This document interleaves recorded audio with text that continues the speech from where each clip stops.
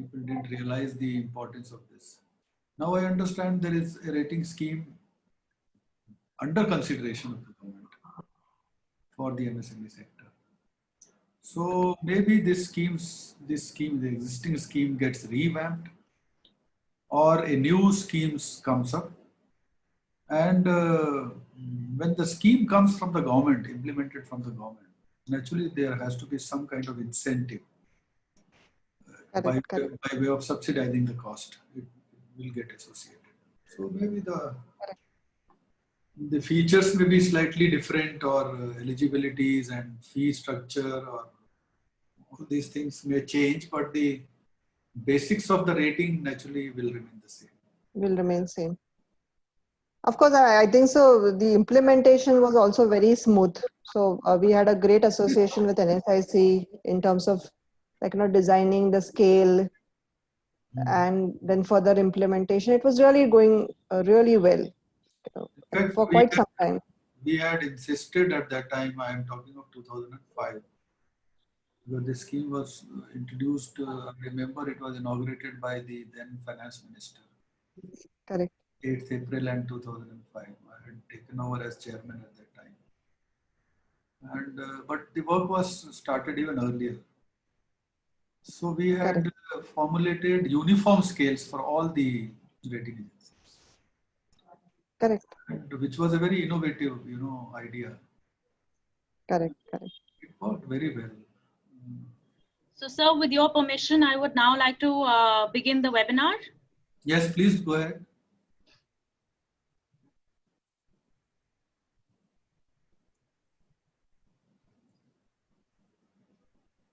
So good afternoon, everybody, and a warm welcome to all our attendees of today's webinar on how to maintain credit worthiness and credit ratings by MSMEs. Our panelists for today are Dr. H.P. Kumar, who's former CMD, NSIC, and Director, External Affairs, Power to SME Private Limited. Dr. Kumar is Director, External Affairs of Power to SME, and he is spearheading the organization's objective of building alliance network in the industry. Dr. Kumar comes with deep knowledge of SME market, and he has extensive experience in dealing with promotion, development, and financing of MSMEs, exports, and other small and large projects. Ms. Mansi Kulkarni is Associate Director, SME Solutions, and has 12 years of extensive experience in the SME division. In her current role, she is leading a team of analysts who are primarily responsible for delivering various standardized and customized offerings like SME gradings, due diligence, SME chain evaluations, assessments of microfinance institutes, financial health assessments, etc. She is actively involved in engaging with institutional clientele and various government agencies. She is also responsible for franchise agenda of the division, where the team has published opinion pieces and acted as knowledge partner in various forums and events. Mr. Ramakrishnan Venkateshwaran is President of VentureBeam Consulting. With more than 2 decades of professional experience in banking and financial services industry and strategy consulting, he has honed and developed his core expertise in lending, risk management, finance control, and fundraising. He has worked with a diverse set of employers across various geographies that have helped him expand his domain knowledge and skill sets. He is keen to connect with startups and SMEs and working with them in an advisory position to help them run and grow their business more efficiently. Established in 2012 to solve the procurement woes of manufacturing SMEs, Power to SME was founded by R. Narayan, who realized that large enterprises avail better cost benefits of bulk purchases as opposed to small enterprises. He commissioned a study on the same, and he found that MSMEs end up paying hefty prices for purchasing raw material for 2 reasons: inadequacy of demand and poor negotiating power. This led to a drainage of finances and substandard production by MSMEs due to mediocre quality raw material. To resolve that issue and empower manufacturing MSMEs, R. Narayan set up Power to SME to tackle 2 issues: superior quality raw material at improved prices. This is possible through demand aggregation of multiple SMEs. This collective demand lends it the same leverage of economies of scale that is readily available to large enterprises, thus extending the cash benefits to SMEs. In short, through Power to SME, SMEs get more and better for less. After the launch of Power to SME, it was realized that SMEs face serious lack of access to finance and lack credit worthiness, which basically means that financial institutes hesitate in lending to SMEs. To resolve that, we established FinanceMe, a portal where we connect SMEs with our partner financial institutions so they can avail speedy credit at improvised rates. To cater to the maintenance, repair, and operations products for SMEs like safety hats, gloves, and jackets, we launched India's largest MRO e-marketplace, SME Shops. And last year, we launched our own NBFC BizFunds, which provides easy and innovative credit solutions for SMEs. These are some of our key product categories like steel, paint, yarn, polymers, chemicals, etc. And we serve industries across engineering, textile, plastics, auto components, and more. Catering to the market demand, SME Shops has introduced a product line for supply of COVID-19 essentials to enterprises. You can get in touch with us in case you can supply or you wish to avail any of these items. These are some of our investors, and I would like to mention that Mr. Nandan Nilekani also serves as a strategic advisor for the company. Some of the awards that we have won over the years, and this is where you can reach out to us on social media. I would now like to call upon Ms. Aprajita from the Vadhvani Group to introduce the Vadhvani Advantage program. Yeah, hi, this is Jayat here. Aprajita might be on mute, I don't know. So I'll take over from here. So yeah, Vadhvani, as many of you might be knowing, is a not-for-profit organization, which is the resolution is to help create more jobs and help SMEs grow. So that's the foundation stone on which we build our solutions. Next slide.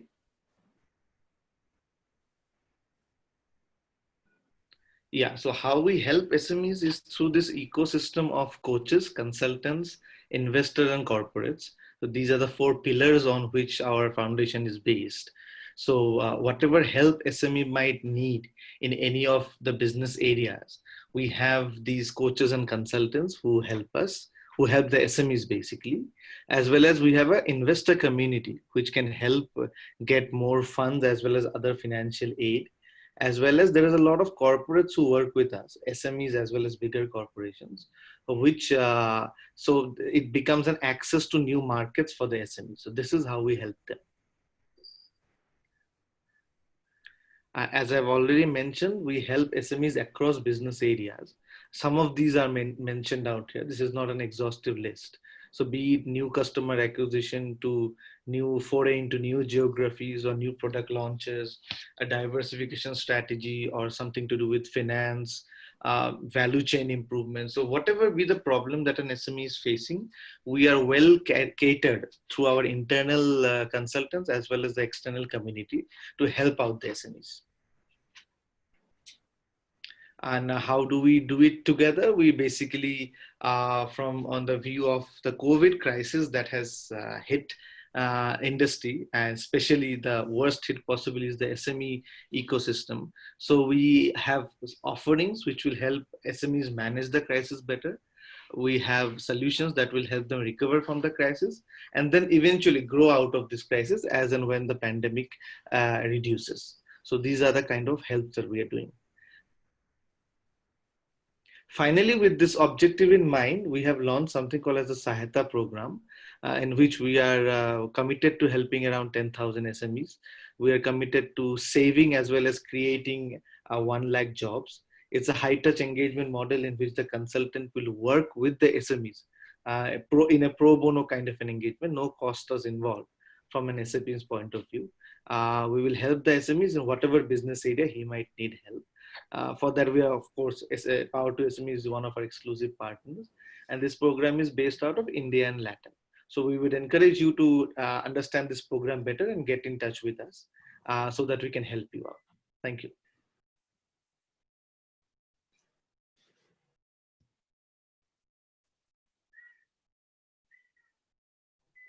So before we proceed with the webinar, it is my pleasure to announce that Power to SME's founder and CEO R. Narayan has very recently been declared the president of FICCI CMSME, which is the MSME wing of FICCI, and they work to bolster competitiveness and growth for MSMEs. And we hope to continue serving the MSME sector in an expanded capacity. Dr. Kumar, over to you. Thank you, Sodhamini. Thanks a lot for your kind introduction. In fact, the issue that is being deliberated today is very, very important for the entire country. For all the borrowers who are looking for any kind of loan or borrowings or any credit facility from anywhere, private, government, or banks or financial institutions, NBFCs, anywhere, because their credit worthiness is going to be seen and analyzed, evaluated for any kind of credit, whether it is a trade credit or a bank credit or a term loan, working capital, NBFC credit, or any other kind of credit. So the lenders are, for granting any kind of credit, have to evaluate the credit worthiness of the borrower. And the borrower may not be like a borrower who is taking financial loan from you, even if they are getting some kind of credit on raw material on credit or any other kind of credit in kinds, credit in money, their credit worthiness has to be seen upfront. Now, what is credit worthiness and how does it get evaluated? How is it checked by the financial institutions and banks? We are going to discuss this issue thoroughly, threadbare. We have very eminent experts, in fact, to talk about these issues today. We have Mansi Kulkarni, who is the Associate Director of SME Solutions, CRISIL, very knowledgeable and having long experience. And we have Mr. Ramakrishna Venkateswaran, President of Venture Bean Consulting.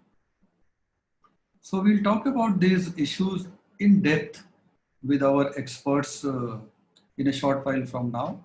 But what is the major areas of credit worthiness? Let me briefly introduce them to you.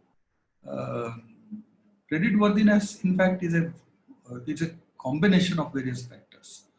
It is not a particular, one or two pointers that you are going to see. Of course, there are tools for measuring credit worthiness, like credit rating. Credit rating is one of the tools. CIBIL is another tool to measure your credit worthiness. They give you a measurement of your credit worthiness. But then in wholesome, if you analyze the credit worthiness, you have to go into various aspects of a business enterprise or an individual who is the likely borrower or who is the credit receiver, credit taker. There are various things that one has to see about the credit worthiness. Now, worthy comes from the, you can understand the meaning of worthiness. I mean, how worthy that person or a firm is for getting our credit, the credit that he is seeking from us, from the institution or individually even. Now, if you can analyze yourself, there is a group, big group, Ambani's group. You can see there are two, segments. One is Reliance and another is Adak group. So both groups, you can see what is the difference and evaluate the difference between the credit worthiness of both groups. It is in the market domain, so there is nothing hidden in that. One group enjoys what kind of credit worthiness and the other group enjoys what kind of credit worthiness as of today. You can evaluate in your mind as to what led to the other group to fall in terms of credit worthiness so substantially over the last decade that now the situation is that banks or NBFCs or any lenders would not like to lend money to that kind of credit seeker. And what could be the reasons? As one can easily, make out, the reasons are projects, the economic viability of the project or technical feasibility of the project has substantially gone down. So if the project itself is not feasible to be successful, or even if you are able to, run the project, produce the items, or convey provide the services, but economically it is proving to be unviable, even then the project becomes unworthy of any further credit. So technical feasibility and economic viability is at the forefront of any project becoming technically, credit worthy. Uh, but then there are other issues like, promoters' background, promoters' uh, past record as to whether they have been meeting the commitments in the past and what has been their track record. CIBIL captures all this information and tell you whether any person whose CIBIL account is being maintained, whether they have been failing in the past in meeting any of the commitments, even if there are credit card failures in payment or any other installments, payment, default in installments, payment of installments. So all these things are captured by CIBIL score or other, rating scoring agencies. These are gathering the information. Many agencies now, CIBIL is one of them, of course. CIBIL has become very popular, in fact. So CIBIL score has become synonyms of, your credit score. So, but then there are other agencies also. So they give you the track record or, extent of meeting of the commitments. Then there is a credit rating. Credit rating is another tool, in fact, to measure the credit worthiness of any entity, business enterprise or an individual, company or partnership or proprietorship concern or any other business entity or a private entity. So credit rating also is a simpler way of consolidating all these, elements about that entity and then evaluating them and then transforming them, transferring them into a model where you can evaluate and pronounce the outcome in terms of a score or a benchmark. Like credit rating companies use like AAA and AA, single A, triple B and double B. They are indicators of their method of conveying as to what is the extent of credit worthiness of this company. So like AAA would be the extreme positive, and then the poor credit worthiness score would be somewhere around like D or E or something like that. So there is a scoring attached with this kind of rating also. We will hear more from Mansi, who is the expert in this SME rating. There are many other things, in fact, associated with entities which make or mar the credit worthiness of this. One element which is very important and is evaluated very thoroughly by the credit rating agencies is the financial position. Now, financial position evaluation comes from financial statements. Now, if you are a old entity or an organization, firm or company, naturally the trend in improvement or deterioration in the financial position will be evaluated by way of checking your 3 or 5 years previous financial statements and seeing whether you have been maintaining healthy parameters in terms of your financials or they have been going downward.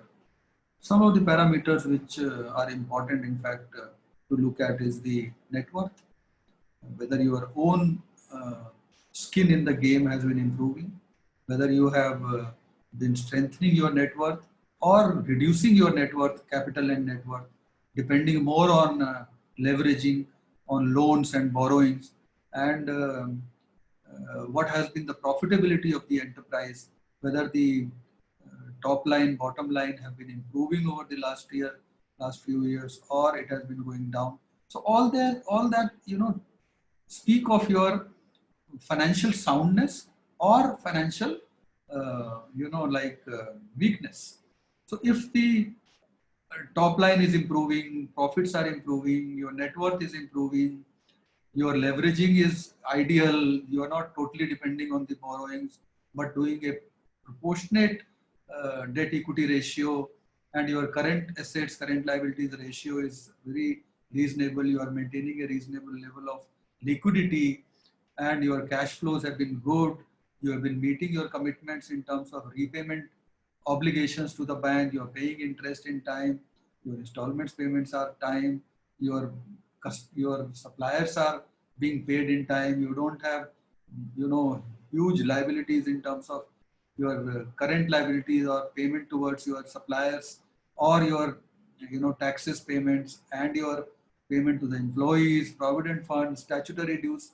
All these things are looked at by the analyzing agency, rating agency, or any other agency like banks and financial institutions before lending to you.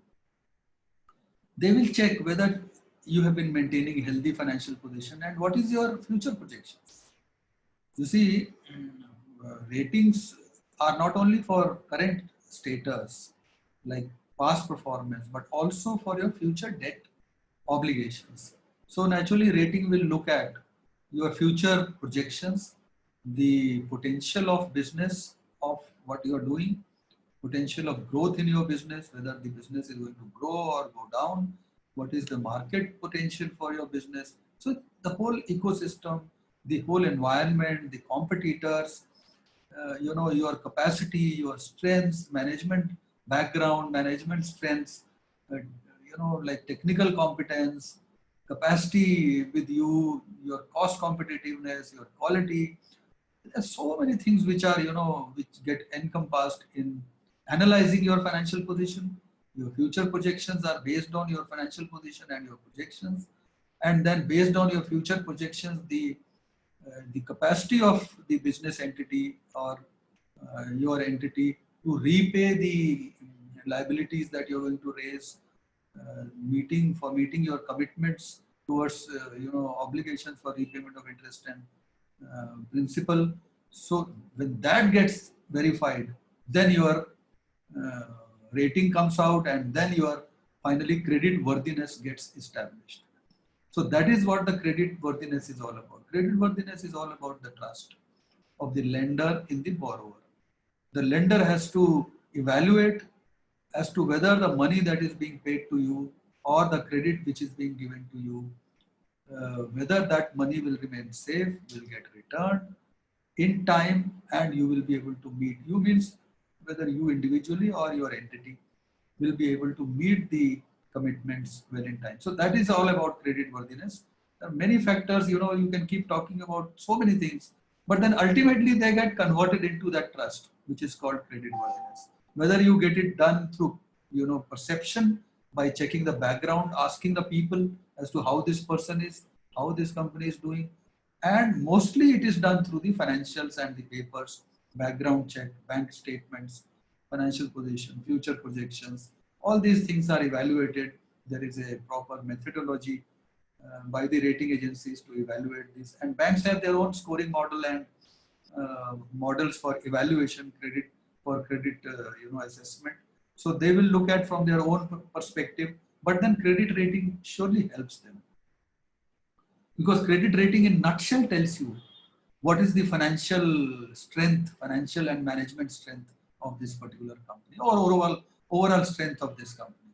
So your work in evaluating hundreds of things of that entity gets substantially done by way of rating of a reputed rating agency. I mean, which is unbiased, which has done objective assessment of the enterprise by way of a professional methodology, evaluating all these parameters, and then coming out with the objective score that this is your credit rating. So both are related: credit worthiness, credit rating, and this is the very important measure as to how the whole credit system works, on the basis of credit worthiness backed by the credit rating. So we'll keep talking about these issues, coming to the finer points, how the credit worthiness should be strengthened. That is very important issue, because people, they are very honest, but then their credit worthiness gets substantially eroded because of many unforeseen and ignorant, decisions and actions which they take. Although internally they are very honest, they would like to pay in time, but their financials speak differently. Their, projections speak differently. So how to improve your credit worthiness? What are the important parameters which are looked at by the financing institutions in order to prove that you are credit worthy, in order to, reach at the conclusion? So these issues are very important for anybody to understand, so that you don't commit a mistake in future when you go to the bank or a lender. It could be an internal lender or a foreign lender, because there are a lot of funding being raised from foreign institutions also. So when you go to the lender, you should be prepared. You should know that these are the 20 parameters which I have to take care. And you can have your own checklist. You can see, evaluate yourself, that where do I stand? Out of 100 marks, how much marks I can get out of these 20 parameters. So anybody can check if you have a proper system. This is what we are going to understand from our experts. So let me invite, first of all, Mansi Kulkarni. She is the very experienced and seasoned analyst. I think she is supervising a lot of people now in CRISIL for the SME ratings, and she has been associated for 12 years in the and has extensive experience in SME division. And in her current role, she is leading a team of analysts, who are primarily responsible delivering various standardized and customized offerings like SME ratings. Mansi, you have understood, in fact, the background and the context, and you know what exactly the SMEs need to know, how to improve the credit worthiness, and what are the important parameters which they should look at before even approaching the financial institution. They should evaluate their own, do their own assessments. Over to you, Mansi, please. Sure, sure. Thanks, Dr. Kumar. I think so. You have summarized it very well in terms of why it is critical, and why the involvement of MSMEs are so important to understand exactly what is happening when we are actually rating any particular firm or an entity, so that they're well prepared. And before they go for any formal process, are they able to see these parameters themselves to understand? Because my experience for so many years in CRISIL, especially in SME division, speaks a lot about involvement of MSMEs in this process. So inculcating the right credit culture amongst MSMEs is very critical, so that they are aware about why particular thing is being asked for, and the kind of responses we get, like, where we have seen the entities which are coming to us for renewal, and over a period, their understanding and their cooperation level in terms of sharing information has really helped us to ensure that there is a right credit rating given to any entity. So with that background, I would like to share screen and show the presentation which we have prepared, so that we are able to take the participants through each and every point. And I hope they understand the importance of each point, and I would try to go as slow as possible in terms of in any particular scenario, how does it why these parameters are so critical. So just I'll take only few minutes to just to give a background of CRISIL. And it is very important how we have shaped up over a period, and so many years of experience, not only in SME, but we are pioneer not only in SME rating, but the large scale or mid scale units also. So we are there in the rating business for a very long period now. So these are different wings actually that CRISIL is managing. Apart from ratings, which CRISIL is known for, we are also handling research, risk solutions, and infrastructure advisory divisions. And very happy to inform you that how these divisions are interlinked and how it helps. Like for example, if we are doing even a large scale ratings or a medium scale or for that matter SME ratings, our research wing is a very strong backbone behind putting proper benchmarks on our parameters. Because I mean that is where I think so somewhere MSMEs, our skill is coming, where we are able to identify proper benchmark for these entities in terms of any kind of parameters, though it is financial, business or management parameters. The benchmarking are proprietary tools which we have developed over a period. The research wing has really helped us.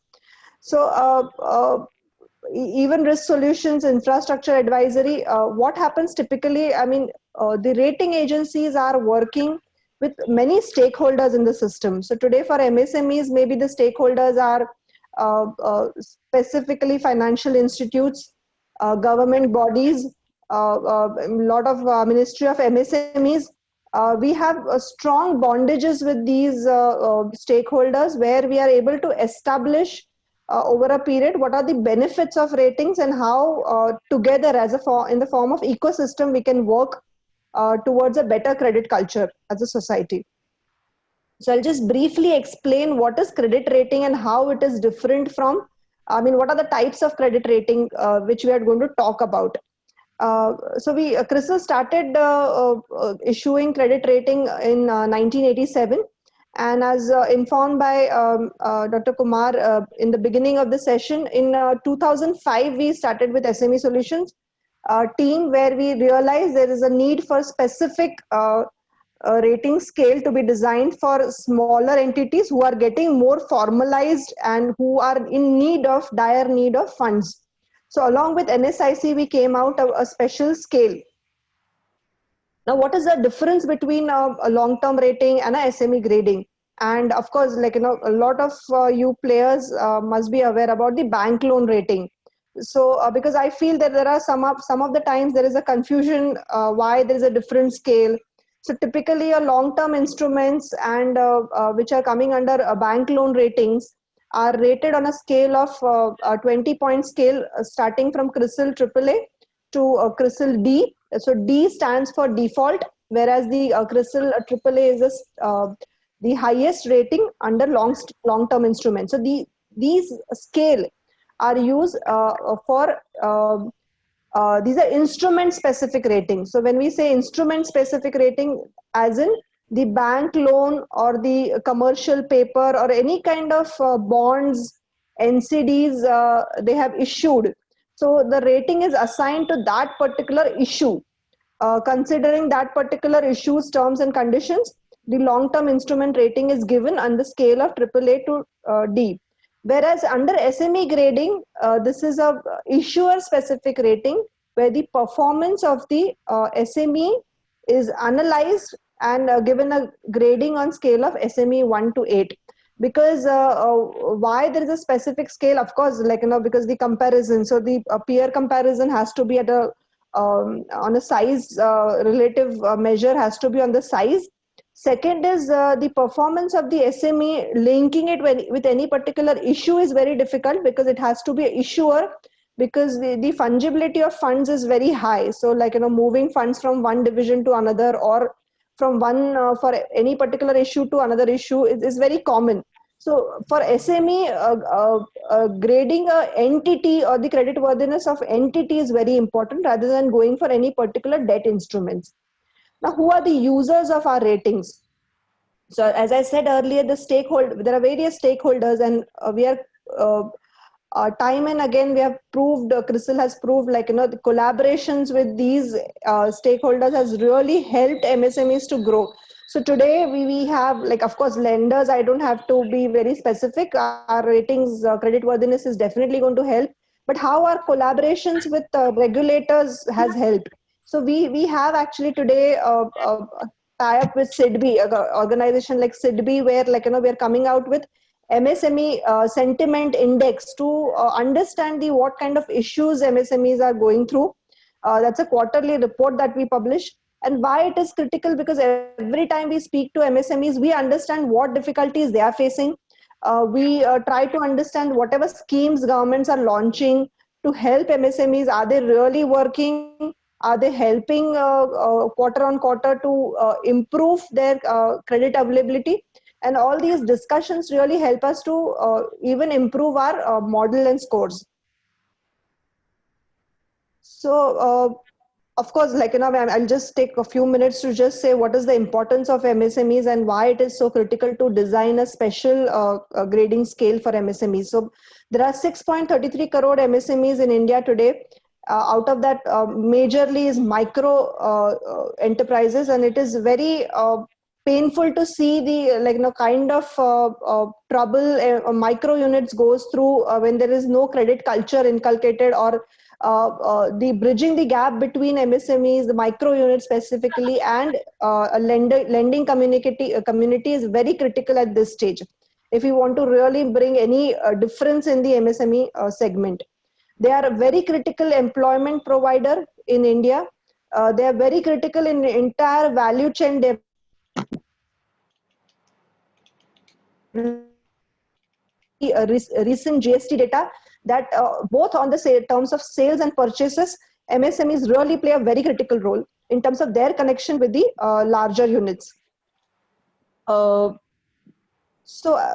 Just to repeat again, what we have seen, so it works both way. The entire ecosystem, the lenders are facing today issues of not having a proper credit history available with MSMEs will be always a barrier. So both sides, MSMEs are finding it difficult to get the funds from the lending community, whereas a lending community will always have a difficulty in having a proper transparent mechanism where they can analyze the risk of the MSMEs, lending to MSMEs, and accordingly put a weightage to their risk and find out a proper cost of funds. So these are the issues which everyone is aware about.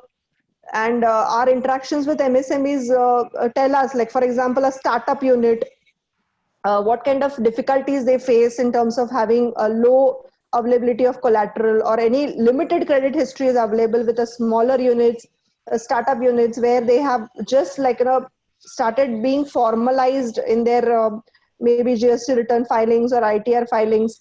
The low level of understanding of financial terminologies, and bridging that gap between a discussion between a banker and an MSME, and just to ensure that the right credit worthiness of the MSME is reaching to the lender. So I think so somewhere CRISIL is having an advantage of rating so many entities. With our proprietary tools and our digital offerings, we hope that with smaller entities also, we are able to bring them in the formalized channel. Just to repeat, the scale is from SME 1 to SME 8, where the SME 1 is the highest credit worthiness in relation to other SMEs, whereas SME 8 is a poor credit worthiness. So, this is maybe the credit assessment framework is very similar to what we use for a larger corporates, where business management and financial parameters will play a role. But inside the weightages, the parameters in terms of benchmarks are tweaked to suit to SME profile. So basically, a very formal process of SME grading helps MSMEs to reduce the TAT of getting funds from the lender. Because today I think so we are moving close to having a digital track record for the MSMEs. I think so the focus will always remain of reducing the time that we take for these grading assignments, because we realize that already MSMEs go through a lot before they actually reach to rating agencies, and we do not want to further extend that period. And to ensure the cooperation of MSMEs is also very critical in terms of sharing information, in terms of being very transparent about their projects, plan, existing business. And I think so the CRISIL's focus will always remain to have a reduced stat to help MSMEs and the lending world as well. So as I said earlier, the main parameters that we look at is business, industry, management, and the financial risk. once these 3-4 parameters that we analyze any company on, if it is a greenfield case, that means if they're going for any major project expansion, what we do is the project risk is added on top of these basic business elements. And so even in MSMEs, specifically in not in micro but in small and medium enterprises, if there are bigger groups which are maybe having 1-2 units, and we see there is a lot of financial fungibility, or maybe a stronger parental, which is not very common in micro units, but in medium enterprises, I think so we also try to give them that benefit, because we understand a parental support in terms of not only financial but in business also can play a critical role. So of course I'll take you through each of these parameters in detail. But again, as I mentioned, the interactions with our interactions with management plays a very, very critical role in analyzing these parameters specifically for MSMEs. So when I say business and management analysis, I mean, there are some 5 pillars that we look at, and each of these 5 pillars I'll explain in detail. So when we say track record of the business and management, so basically we try to evaluate the stability or the sustainability of any business. We would like to understand either from the business or from the management. We would like to understand what is the track record, since how long they are in the business, what is the competency of the management, say,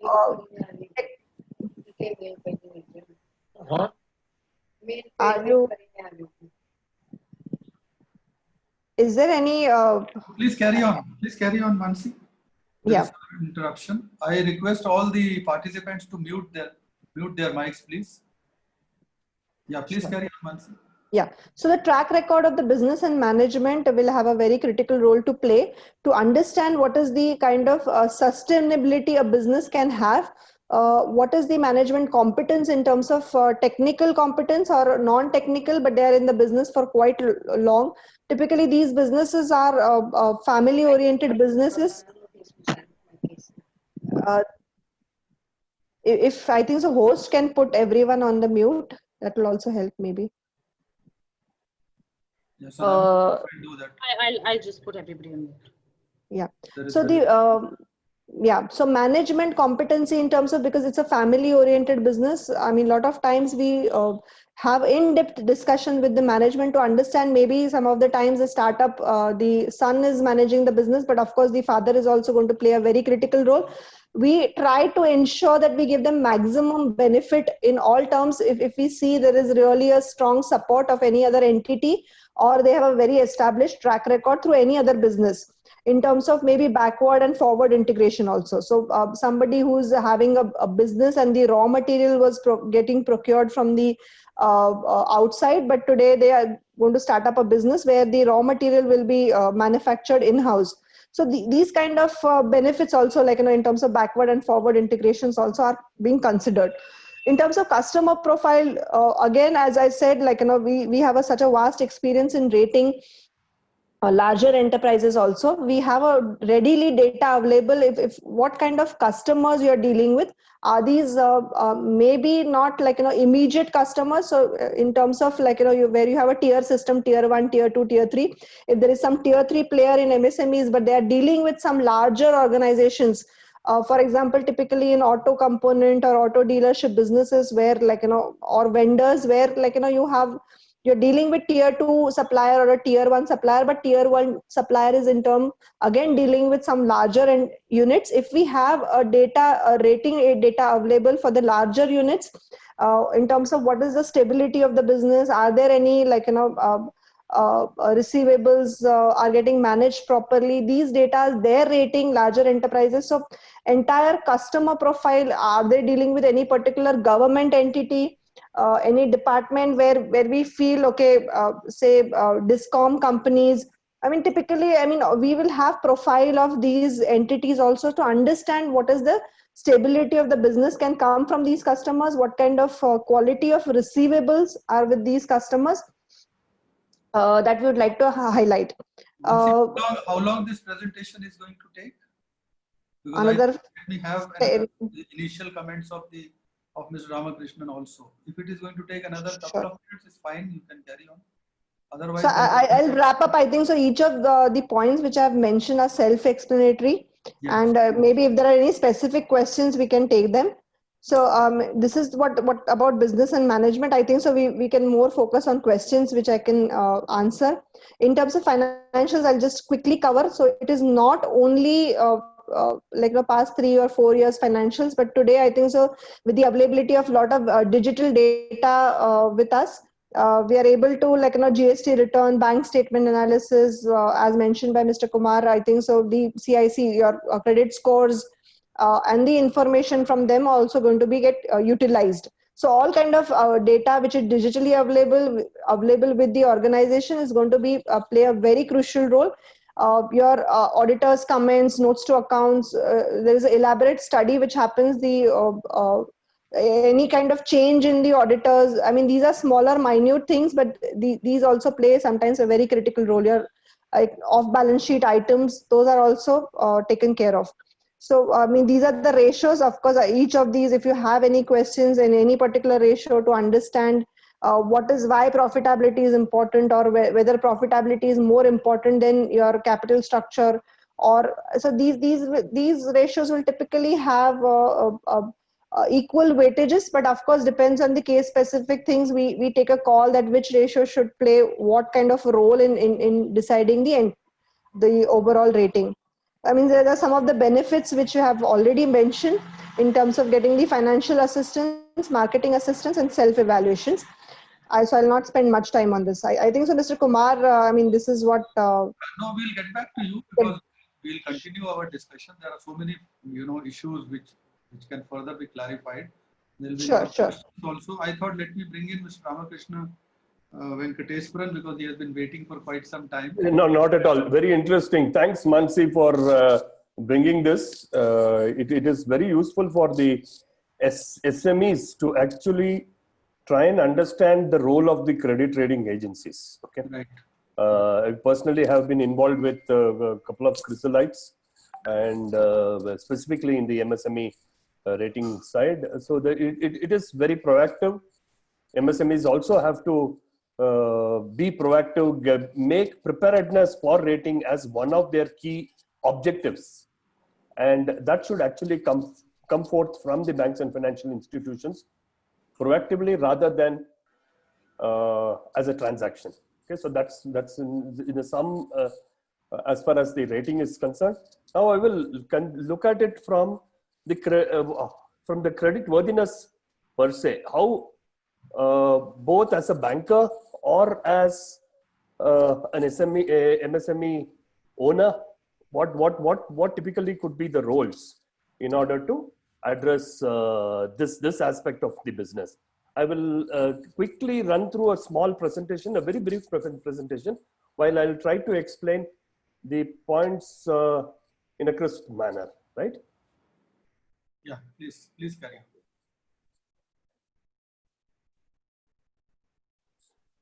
Yeah, before that, I will quickly also introduce my company, VentureBean Consulting. We are based out of Bangalore, and we typically work on 3 fronts. That is business and strategy consulting, corporate finance, which I head, and people. When we say people, it is about leadership development, coaching, mentoring activities. And our horizon is across business sizes, right from the ideation, that is the startups, to very large corporates. We have covered close to about 275 odd companies supporting in various activities. We have both short-term transactional activities as well as long-term retainerships, where we provide critically 3 roles: outsourced CEO, outsourced CFO, and outsourced chief operating officers. So we provide our significant management bandwidth to the SMEs or the startups, and that's the way our interventions have been pretty successful. I will now go through a brief presentation with respect to the creditworthiness. Before that, I would like to inform the viewers, the participants, about how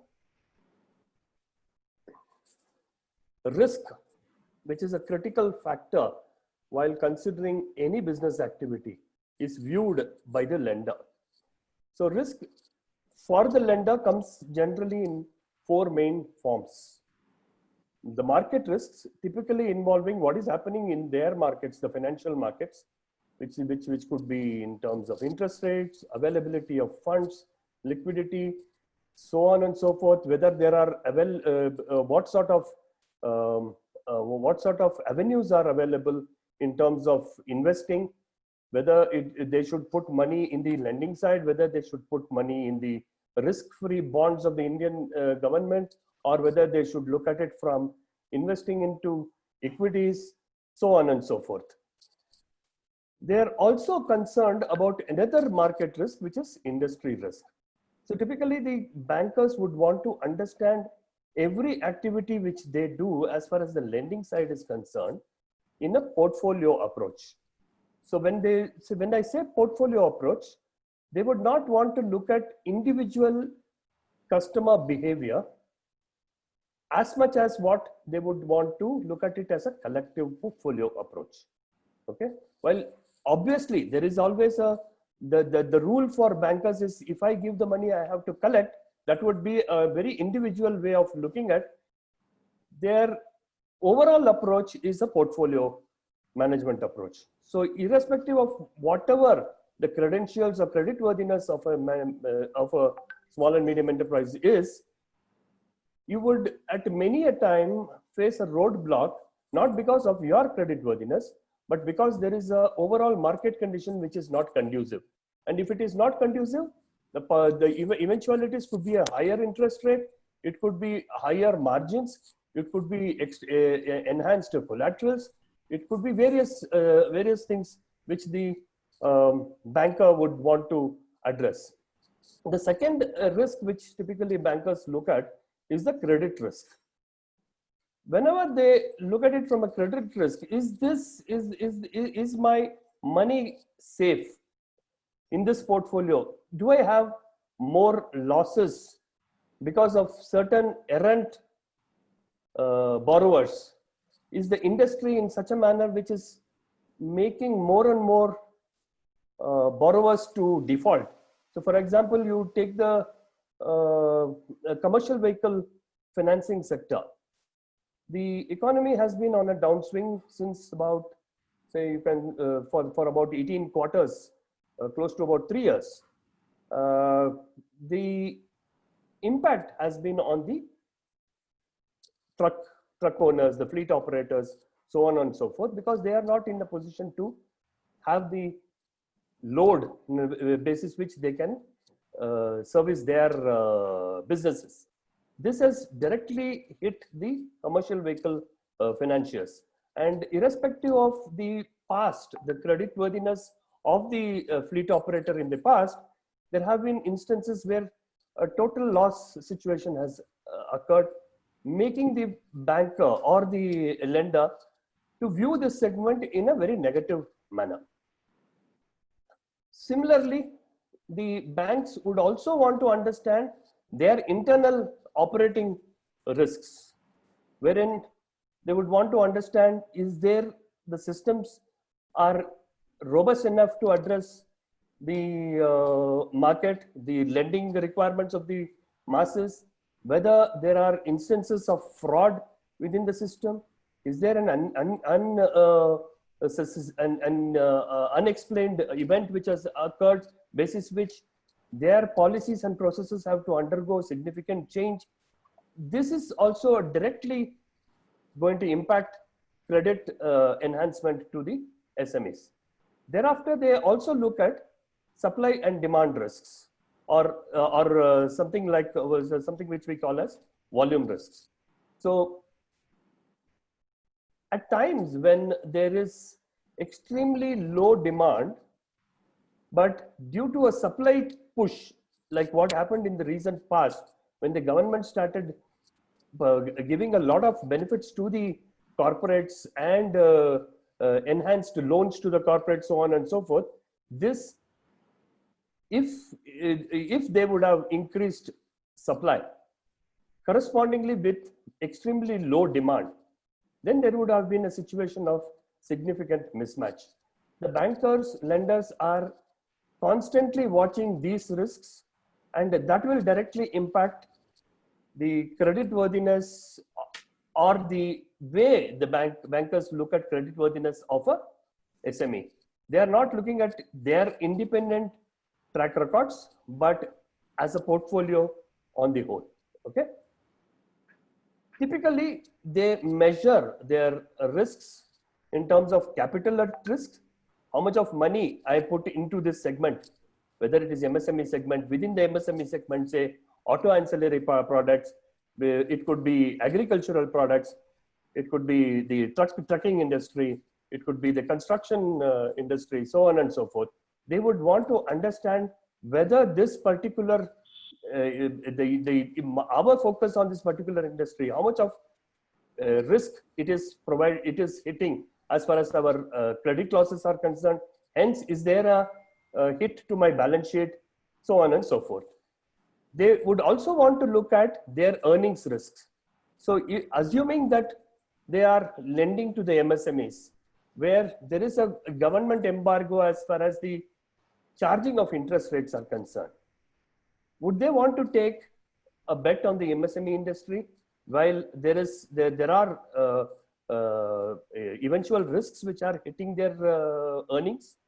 They may want to evaluate this, and basis which they sort of price their product, price the interest rates. It could be then they will start looking at it independently. Then they would start looking at it whether these guys are rated or not. So on and so forth, and basis which they start looking at the way they would want to take a risk on the borrower. Now, similarly, we would want to understand the borrower also has to look at it in similar manner. So our suggestion to the borrowers is, how would you want to look at risks from, if you were to assess your own ability to borrow? So business risk is to be read as, business risk is not independent of personal risks. So whenever there is an MSME, the significant the significant importance is given to the owner. There is no difference between the owner in his business role, and there is no difference between the owner in his personal role. So this is not independent. Sense, what happens is the banker views the owner critically from his ability to run the business and hence repay their loans. So they would want to understand their personal credit worthiness, which includes self, family, and relatives. So one has to understand within the MSME sector, none of these are to be independent. It is extremely critical for them to manage their individual credit worthiness, like for example, paying their credit card dues on time, not using their personal credit cards for business purposes, not ensuring that their business is completely isolated from whatever they are doing with respect to their personal habits and indulgences. Okay, so this is extremely critical for MSME owners to understand this aspect. The business credit worthiness includes personal, market, industry, other stakeholders, that is suppliers, clients, resources. When I say resources, it is very important for you to understand that your human resources are also being viewed by the bankers as to what is happening on that front. Whether you are paying your salaries on time, whether you are enabling the statutory dues to be paid on time. All these aspects are looked at. Whether your suppliers are coming from an industry which is positive, whether they would be continued to pay, supply to you. Is there a possibility of the suppliers the supplier segment going into any tough situation with respect to credit worthiness? Are your clients proper?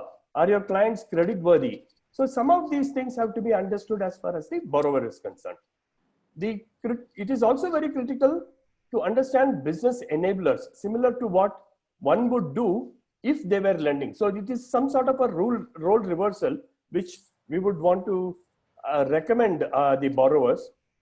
Try and understand the market risks. When I say market risks, your ability to raise funds in this market, is it good, bad, ugly? Is the market liquidity good enough for you to address that? Are there any industry related risks? You may be doing exceedingly well, but the industry may be going in a tough situation. One has to understand that aspect also before attempting to reach out to bankers for larger loans. You have to understand your own internal credit risks. Are you in a position to understand your client? Is the client paying you on time? If there are clients who says many of the borrowers typically show a very high inventory in order to jack up their gross profits. But unfortunately, what happens is the banker views it as a very different, in a different manner. He views it that there is no demand for this product. There is just inventory lying over there. It is not converting into cash, and hence it is not very useful for them. They would look at it from that this guy will not be able to pay us. They should also have mechanisms to understand the supply and demand risks. They should be in a position to understand their suppliers. So typically what happens is bankers use the KYC methodology. KYC here should not be restricted to documentation. Know your customer, know your principal, and know the asset in which you are buying or selling. So these are typically the very critical aspects which borrowers or MSMEs should understand within their internal ratings. The fourth and final aspect is the operating risk. When I say operating risks, do you have your internal systems proper? Are you having accounting methodologies which are day to day rather than an exercise at the end of the year?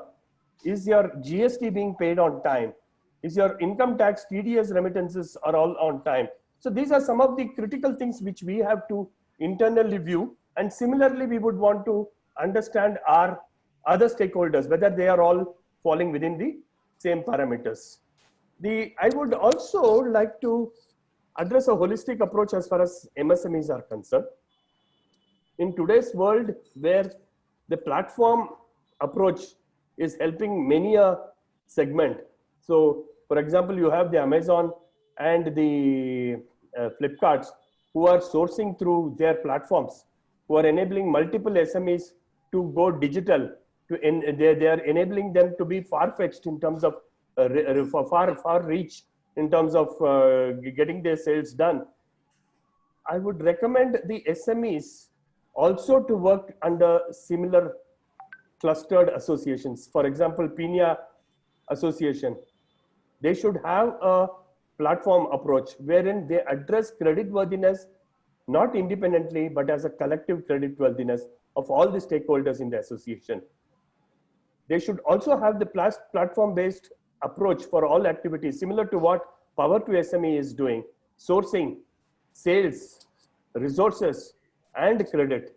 So if the MSMEs together come up and provide a platform for their independent clusters, wherein they know each and everyone, similar to the cooperative movement, this could be a significant movement for the SMEs to all plow in their resources and create a platform. Okay. Then we have a rating of stakeholders, clients, resources, supply chain, channels.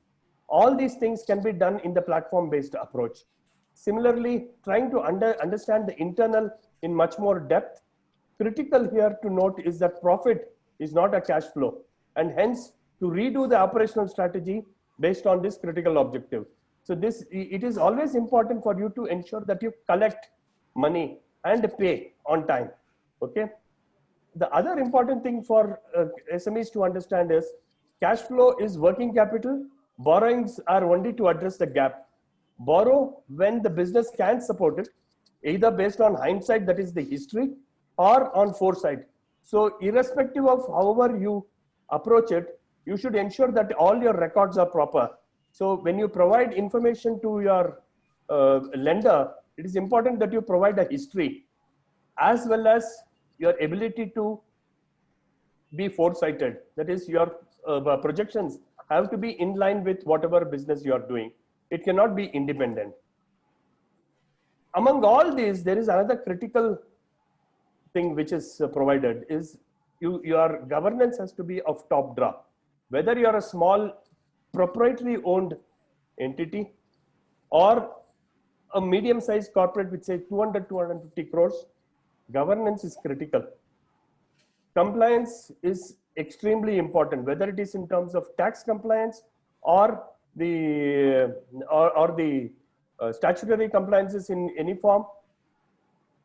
Everything is very critical. Information, providing information on time, whether to the banker or to any other stakeholder, is extremely critical. You are not private anymore. People assume that they have become private.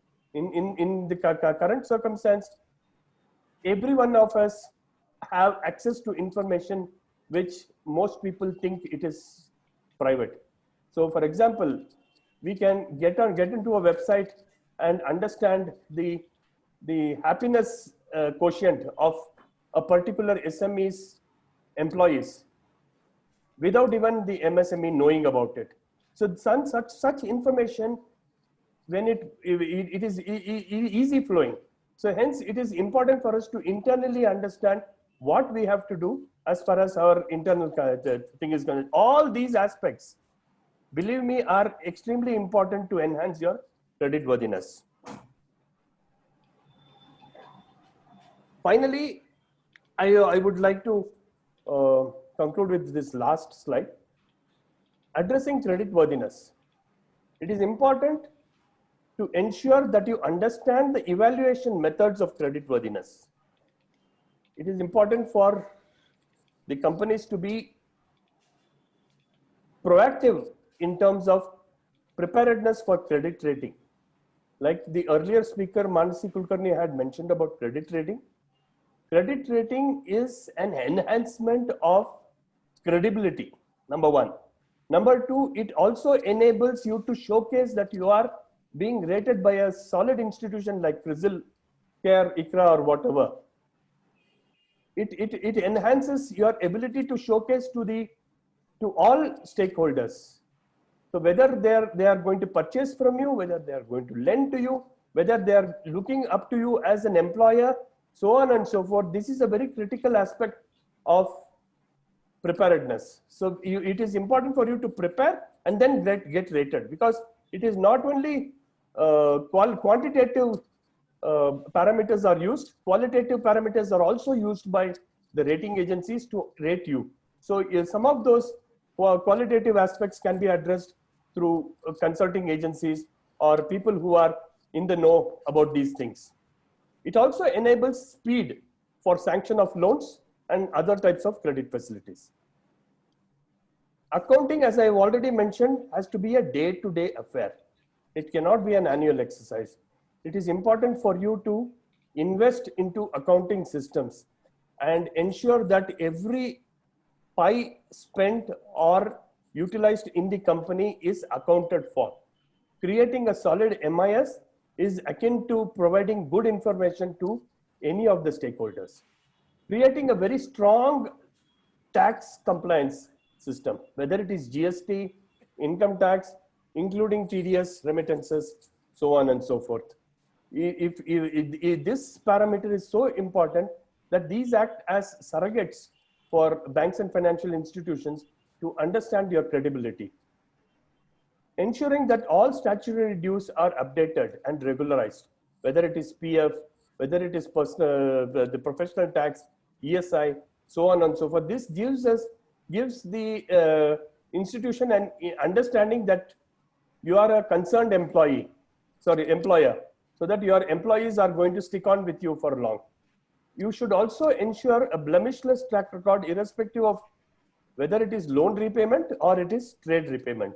It is very easier said than done, but if there is a pre-planning which can be showcased, being proactive, some of these things can be addressed. I have had multiple instances where the track record of my portfolio has been 98% on due date. Okay, so that while those could be the best of times in our country, but then those it is end of the day an independent company's discipline which enables these things. Okay, then you have to be broad-based as far as your credit worthiness is concerned when you approach not only credit worthiness but also whether when you approach your lenders. So as far as possible, try to have a proper, say, 3 to 5 credit agencies where you can enable loans. Nowadays, it is going to be difficult because of the new RBI guidelines where they have mentioned that you cannot open a current account when you have a credit relationship with another bank. But as far as possible, try to address having a broad-based credit sourcing. Understand how to isolate personal from business roles, especially for partnerships and proprietary concerns. Do not use your business resources for your own purpose. Try to isolate. Make sure that you have a very clear business role and a personal role. Many of them use the business resources. Many of them use their personal credit cards to pay business related expenses. So some of these things should be avoided. A very critical thing to note is availability of credit is not akin to ability to service. Understanding this subtle difference will help borrowers go a very long way in addressing their credit worthiness. Finally, collect. You have to collect as though there is no tomorrow. But when you pay, it has to be as though there is always another day when you would require support. So collection has to be extremely strong. Payment has to be extremely creditworthy. So you have to ensure that you repay to whomsoever it is to be done on time. Right? Sir, I am done. Thank you. Thank you, Mr. Waiting Venkatesh. for questions. Thank you very much. It was very nice, very exhaustive, and very useful with complete details about the credit worthiness, how to assess the credit worthiness, how to improve the credit worthiness. The inputs that you gave are very useful because most of the people are interested that whatever it is, they have that score, but how to improve upon that? Absolutely. What are the key features that they should apply so that their credit worthiness and credit rating improves? So the kind of risk that you mentioned, market risk and volume risk, financial risk and repayment risk, these are very important from the point of view of lenders. Yes. The lenders would be interested in evaluating and judging the risk. Yeah. The borrower, applicant or the receiver of the credit has to in fact improve the credit worthiness and continue their efforts in fact all the time to improve their Correct. credit score and credit worthiness. I think we have discussed a lot of things. I'm sure there would be many questions also, so I don't want to miss out on the questions. So Damini, Yes, sir. yeah, if we can take up the questions and then of course, depending upon the time available, we can have further discussions also. So please. Sir, Dr. S.P. Sharma has 2 questions. Yes. His first question is, what will be the effect of credit rating, fresh or renewal, if any MSME or borrower has availed moratorium of EMI, etc.? Though the FM had announced that there will be no effect on CRISIL rating. Yeah, And the second question is that do the credit rating agencies have plans for COVID-19 like situations or government policies in view of MSME or other industries? Yeah, since the question is specifically meant to, CRISIL, Mansi can answer this. Yeah, sure. So the first question, which is about availing moratorium. So definitely there is no thumb rule of saying that somebody who has availed a moratorium is leaning towards incorrect creditworthiness, or is there any direct implication on the availing moratorium? Because Of course, the government has given this facility to bridge the gap, to manage liquidity issues, and nowhere we are saying that somebody who has not availed the moratorium is a better credit worthy player. Because today I think so it's a very critical situation, very unique situation, where we are not only looking at whether the party is availing moratorium or not, but when we interacted with MSMEs, the more than liquidity today, I think so the challenge is in terms of demand and the sustainable demand. Initially in the first quarter of 21, I think so supply side challenges were also very strong. Today, I think so supply somewhere other than logistics is getting taken care of, but demand is something which is again not getting picked up. And so we look at, as I said, like, I mean, there are various factors which play a role. So somebody who is availing moratorium can be as a financial strategy or a business strategy to avail the moratorium to manage the situation better, but does not mean that they are actually going there is a weak credit worthiness. So there are a lot of other critical parameters. So for somebody who is availing, and we have a track record of poor financial discipline, poor, like, making losses, somebody who has not maintained the CIC score at a personal level, at an entity level, will definitely get a hit. Not because only they're availing moratorium, but their historical numbers are also not very positive. But somebody who has a really a good track record, not shown any financial indiscipline in the past, the current business is only affected because of COVID, and there are long-term relationship with good customers. Definitely, there will not be any impact if they're availing any moratorium. So I hope this answers the question.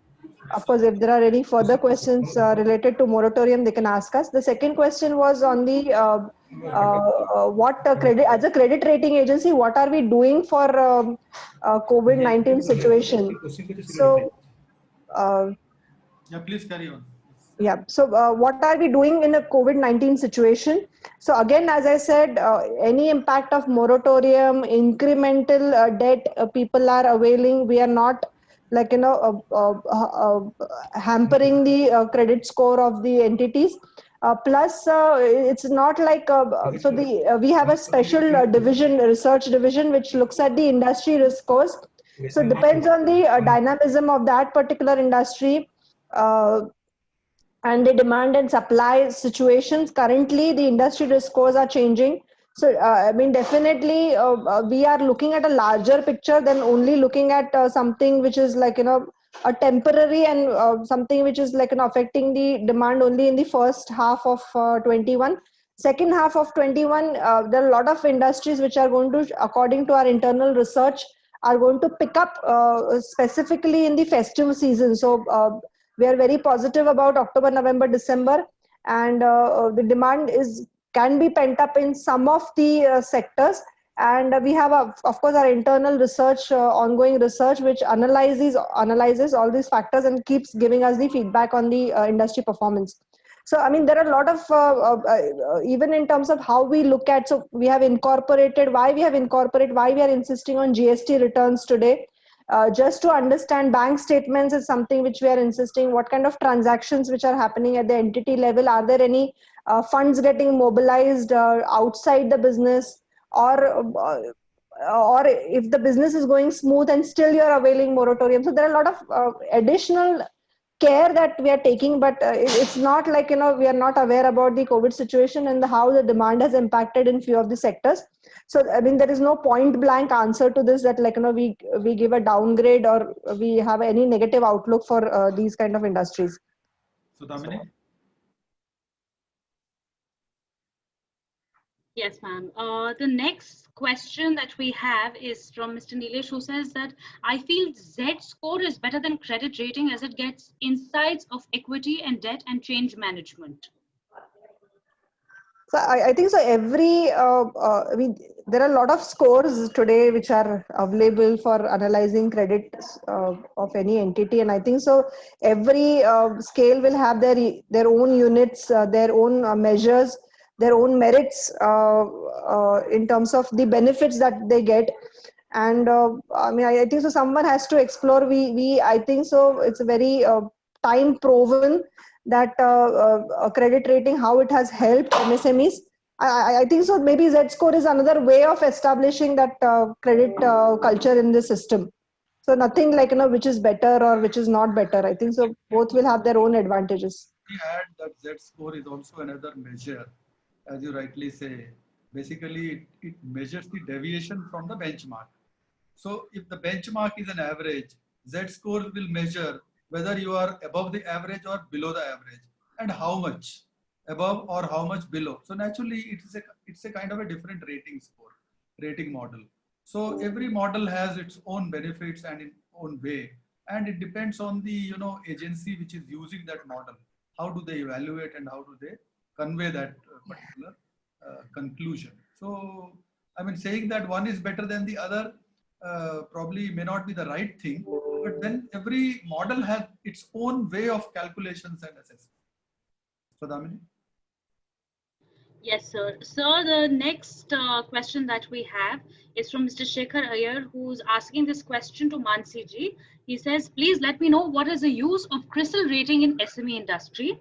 How much interest reduction rate will we get if we have a good CRISIL rating? How much do you charge to SMEs for CRISIL rating? And do banks offer any special considerations for small and medium enterprises with CRISIL ratings?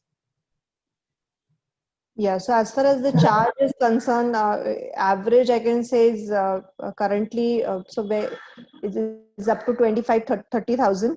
I mean, that is the average rate. Of course, if there are any project that we are evaluating, so there are various customized. So I've mentioned that there are standard and there are customized evaluations also we do. So if any kind of customized evaluation in terms of techno-economical feasibility or any projects, the charges might differ. So this what rate I've quoted is for the standard grading that we do on the scale of SME 1 to 8. As far as the interest rate benefits are concerned, of course, definitely our rating has given benefit of interest rate concession, right? Maybe or the smallest of 0.25 to 0.5 percentage benefit in the interest rates. But it all depends on the bankers of their acceptability of our grading. So unlike a bank loan rating, the SME gradings are not regulated where bankers are making it mandatory. So every banker will have their internal circulars. So I know a few of the banks which are having the internal understanding that they use SME grading from our CRISIL or any other rating agencies, like Bank of Baroda is one of them. Similarly, we have in the past we had MOUs when NSIC scheme was running. So interest rate benefits are there. Our renewal rate is very high. So when I say renewal rate, that entities coming to us for renewal, I mean, there is a track record of entities coming to us for 10 years now for a renewal. And of course, because they're getting some kind of benefits, not only in terms of interest rate, but also in terms of enhancement in the limits, in terms of getting better scale and the limit, enhancing their limit or changing the from maybe some other facility, converting it to some other facility, and a lot of tenders. So in the government tenders also the requirement of rating is mentioned. So people use it not only for financial assistance but even for marketing assistance. As Mr. Kumar said, that you can, or Mr. Ramakrishnan also mentioned that you can establish your credit worthiness with any kind of your customers, suppliers, dealers, principals, OEMs, where you feel that definitely somebody who is dealing with you, if there is a CRISIL SME 1 rating, will have that kind of comfort. Because it's very difficult today for SMEs to have that kind of comfort in the system. So I think so somewhere it will establish that comfort with our grading. Right. So, Damini? Right. And the last question we have for today is from Mr. Kishan Kumar Modi, who says, is bank interest rate affected from credit rate? Yeah, so I have answered, I think so already, that some of the banks are actually with their internal circulars have made it mandatory for they have a limit. So for example, any loan above 5 crore, they will say that rating is required. But of course, unlike BLR, this is not mandatory, and the interest rate concessions ranges from 0.25 to 0.5. and our track record of, as I said, like, we are getting renewed customers. It shows that there is a lot of benefit, other benefits also, apart from financial assistance. Yeah, there is one more thing which I would like to add to Manas's Yeah, answer. please. The banks, while I have already mentioned, look at it as a portfolio-based approach. They would want to understand how many of their MSMEs are rated, and how the portfolio behaves, rated companies versus unrated companies. So definitely internally, by they may have their own internal rating methodologies. They would want to compare it with external rating agencies in order to address the rack rates for each of these portfolios. So that is in order to get loans at the rack rate level, it is imperative on the MSME to get themselves prepared and rated. Yeah. Yes, yes. I think it's a very important point. There is another question which has come about. So, Damini, is there any standard publication of demand and supply for specified industries? Has Yeah, yeah. CRISIL Yeah. published any, such publication about Lot actually. Our research is very, very strong arm, and I think so. Today also, if you go to CRISIL website, I mean, there is a specific page for COVID-19, and where, like, not only industry but at a microeconomic level, I think so. We have a lot of publications about talking about that particular industry, and these are quite latest. So it's not like, somewhere we have published in April, but regularly every month we are coming out with publications which are freely available for everyone.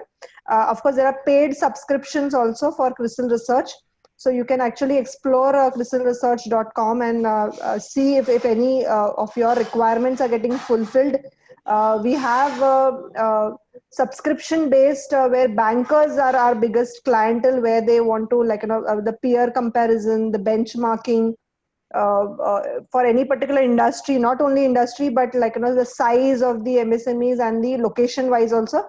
I mean, there are tools, ready, easily usable tools available on research site, where they can just input the numbers and see how is the peer in that particular location is performing in terms of size. Like, you can have a multiple combination. So I think so it's good if you can explore these sites, and does it suit your requirement.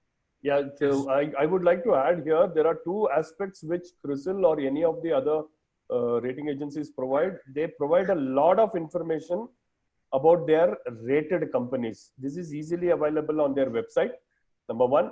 So any of those companies wanting to look at their suppliers, or for that matter, their clients, it is very important for them to get into this and understand ratings of their peers or their competitors or whosoever.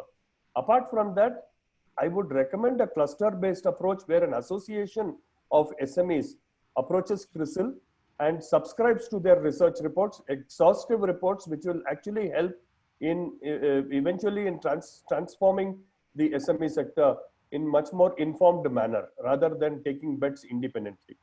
Perfect. I think very useful discussion. There is lot of gap between the entities which are evaluated on credit worthiness and the expectations of the lenders and like banks and financial institutions. This gap is basically, as I understand, due to improper understanding, or maybe lack of communication abilities, or lack of information, or maybe lack of training. So I was going to ask Mr. Venkateswaran whether there is any such capacity building programs also that Venture Bean Consulting does. Yes, we can do. We have done many such programs with industry associations, and like CASIA, like we have also associated with FICCI for a couple of programs earlier. So this can be revisited. The other thing which is important is awareness and information. These are two critical aspects which make or break information research activities done by, whether it is done by directly by bankers or by rating agencies like CRISIL. Typically, what happens here is, for example, I'm associated with a couple of industries where it is very important for us to understand month on month numbers. Yes. Most of them, due to competition pressure, they increase their numbers and give the information. Right. Okay, but with the e-way bills and the GST and so on and so forth being so obvious, this information somehow or other boils down to lower than what they quote. So it is imperative on the industries as well as the OEMs also to share information which is critical for the overall benefit of the industry, rather than hide or give us a wrong figure. Okay.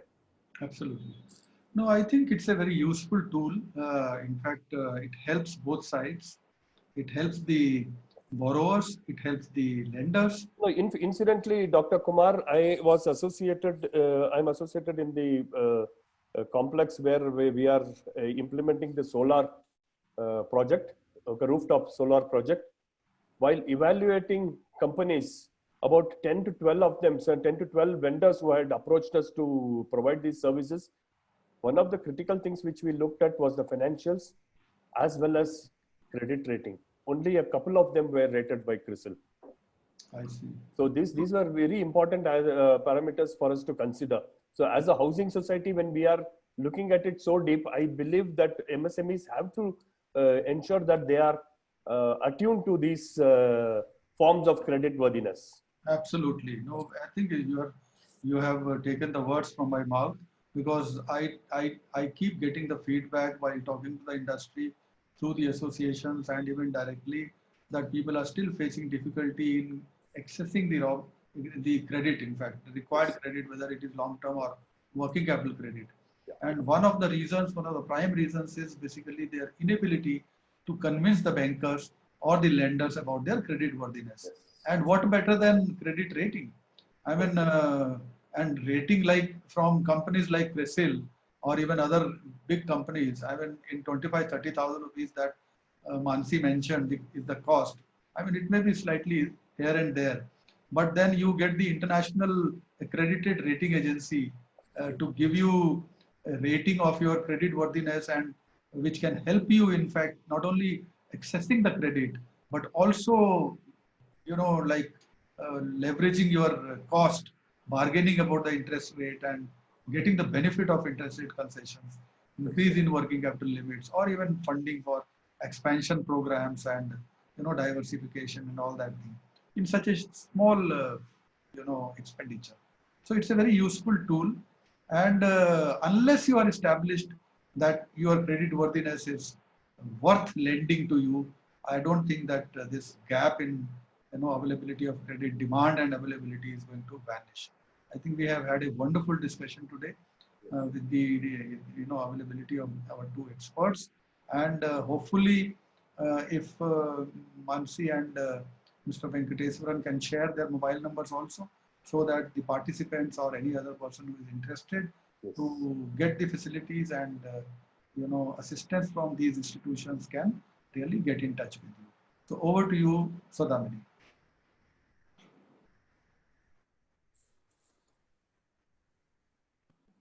Are you there, Saudamini? Yes, sir. Yeah, over to you.